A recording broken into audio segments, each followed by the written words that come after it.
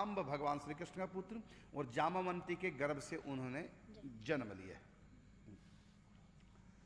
तो ये प्रश्न है कि पहली बात तो है कि जहां लिखा है वहां आप पढ़ करके देखो क्या लिखा हुआ है। सच्ची घटना आप जानते नहीं, ऐसी सुनी हुई बात को प्रश्न रख देते हैं। यदि आपने पढ़ा हो तो बताइए, प्रश्न कीजिए कि अमुक ग्रंथ में ये लिखा हुआ है। अब आप लोगों ने सुनाया, उस पर आप प्रश्न कर रहे हैं, तो उन्हीं से प्रश्न करो जिन्होंने सुनाया, जहां से आपने सुना। कुछ भी अनाप शनाप सुनते रहते हैं, तो जिनसे भी आपने सुना उन्हीं से प्रश्न करो। और आपने ऐसे कैसे कह दिया सांब उल्टा चलता है, भगवान कृष्ण का पुत्र होकर? कहाँ लिखा है ऐसा? कौन से ग्रंथ में लिखा है ऐसा भाई?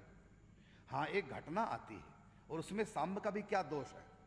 भगवान श्री कृष्ण की कितनी पत्नी है बोलिए? 16,108। और बुढ़िया नहीं है, सब युवा है। श्री कृष्ण स्वयं किशोर अवस्था में, सब युवा है। और उनको बुढ़ापा किसी को भी नहीं आया, क्योंकि सब दिव्य देवियां थी। अब बताइए, 16,108 माता हैं, सब युवा हैं, सब लड़कियां सी लगती हैं। अब उनको नहीं पता चलता कौन हमारी माँ है। इतनी है 16,108। और केवल पत्नियां ही नहीं, और भी तो कितनी राजकुमारियां हैं वहां, और भी कितने वंशों की लड़कियां वहां रहती हैं, स्त्रियां रहती हैं। तो पता नहीं चलता कौन क्या है। तो सांब को हुआ क्या, जो जामवंती के पुत्र थे, वो अपनी मां पे ही मोहित हो गए। क्यों? क्योंकि पहचान ही नहीं पाया ये हमारी माता श्री है।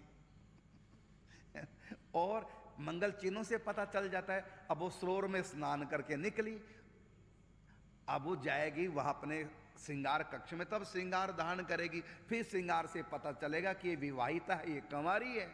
लेकिन जो ही कोई स्नान करे तो नहीं, वो मुख अरविंद देख लिया, मोहित हो गए। उनको पता नहीं कि मेरी माँ है ये मेरे बाप की पत्नी है। अब नहीं पहचान में आए तो इसमें क्या दोष है सांब का? ये थोड़ी कि सांब के अंदर कोई पाप था। इससे ये सिद्ध किया गया कि इतनी सुंदरियां थी भगवान की पत्नियां, तो अनजानपन में सांब को भी अपनी माता से प्रेम हो गया। नहीं पहचान पाए कि हमारी माँ का मतलब 16,108 माता हैं। रिश्ते में तो माँ ही लगी, सौतेली माँ भी तो माँ जैसी है। और स्नान करके निकली, नहीं पता चला, सोचा कुमारी लड़की है कोई और बड़ी सुंदर है, तो मोहित हो गए। और इस लीला से भगवान ने यह सिद्ध किया है कि भगवान श्री कृष्ण की पत्नियां सारी इतनी सुंदर हैं, इतनी सुंदर हैं, संसार में तो ऐसी सुंदरता कहीं है ही नहीं। जामवंती के पुत्र सांब को प्रेम हो गया, तो इसमें कौन सी बड़ी बात हो गई? ये कौन सा पाप हो गया? और बाद में उनको श्राप हुआ, उससे उनको कोढ़ हुआ। और फिर भगवान श्री कृष्ण से कहा, पिताजी अब मैं क्या करूं, मुझसे अपराध बन गया और अपराध के कारण से मुझको कोढ़ हो गया, जो मैंने माँ की तरफ से कुदृष्टि से, क्योंकि मैं नहीं पहचान पाया ये हमारी माता है 16,108 थी। और फिर स्नान के बाद श्रृंगार से पहले देखा, इसलिए नहीं पता चला ये राजकुमारी है कि राजरानी है, तो मेरा आकर्षण हो गया। तो और उस अपराध के कारण से मुझको कोढ़ हो गया। पिताजी अब आप बताइए मैं क्या करूं? भगवान श्री कृष्ण ने कहा सूर्य की आराधना करो। तब जगन्नाथपुरी समुद्र किनारे जहां कोणार्क मंदिर है, वहां पर तपस्या की। सूर्य भगवान प्रकट हुए, उनके सामने दैवी स्वरूप से उनको आशीर्वाद दिया, उनका कोढ़ ठीक हो गया, बिल्कुल पवित्र जीवन हो गया।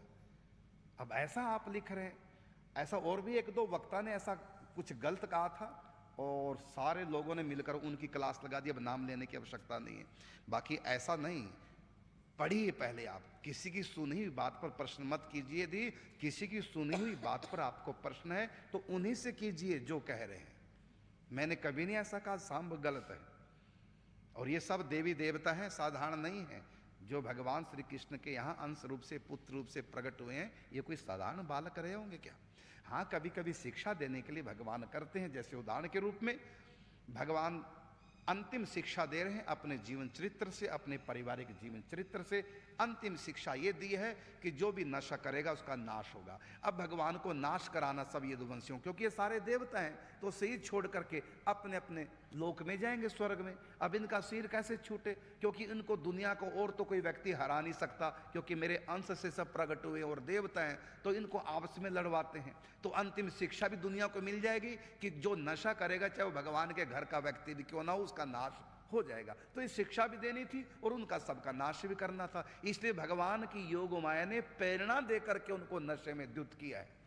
वो ऐसे नहीं थे, लेकिन भगवान ने एक शिक्षा दी है, तो उन्होंने नशा किया और परस्पर लड़ करके सारे यदुवंशी मर गए। इसका अर्थ नहीं कि कोई नशेबाज थे या हर रोज नशा करते थे और भगवान रोकते थे कि तुम नशा मत करो, और वो करते थे, भगवान की बात नहीं मानते। ऐसा किसी ग्रंथ में नहीं है। हाँ, उन्होंने नशा किया नाश के लिए, भगवान ने नशा कराया, भगवान ने नाश कराया, क्योंकि नशे से नाश होता है, ये शिक्षा भगवान ने दी है।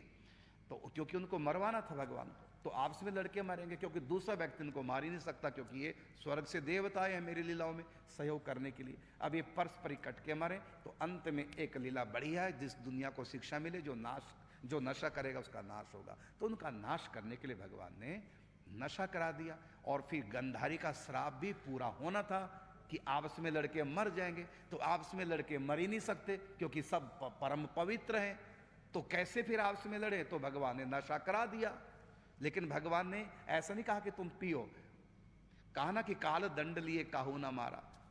तो जब बुरे दिन आते हैं तो कोई भगवान काला के डंडे से नहीं पीटता, बस उनकी बुद्धि का हरण कर लेता है। तो काल ने आकर के बुद्धि का हरण किया और आपस में लड़ लड़ करके सारे यदुवंशी समाप्त हो गए। अब नशा किया, इसका अर्थ ये नहीं कि भगवान के द्वारकापुरी में यदुवंशी हर रोज नशे करते थे या जामवंत लड़कियों का छेड़ता था, जामवंत नहीं सॉरी शाम, है ना, ऐसा नहीं है। सब परम पवित्र द्वारकापुरी कोई साधारण नगरी थी क्या?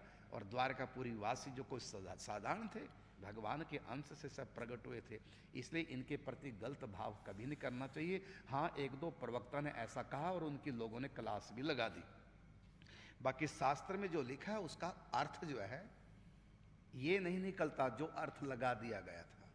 इसलिए मुझको विश्वास है आपने जो ये प्रश्न किया ये किसी से सुनकर किया है, पढ़ कर नहीं किया है। यदि आप पढ़ते तो आपके मन में प्रश्न ना उठता। इसलिए पूरा पढ़िए ग्रंथों को आगे पीछे करके, खाली बीच बीच वाला भाग पढ़ लिया, ना आगे वाला ना पीछे वाला, और प्रश्न किया, ऐसा नहीं, इसे अपराध पड़ेगा।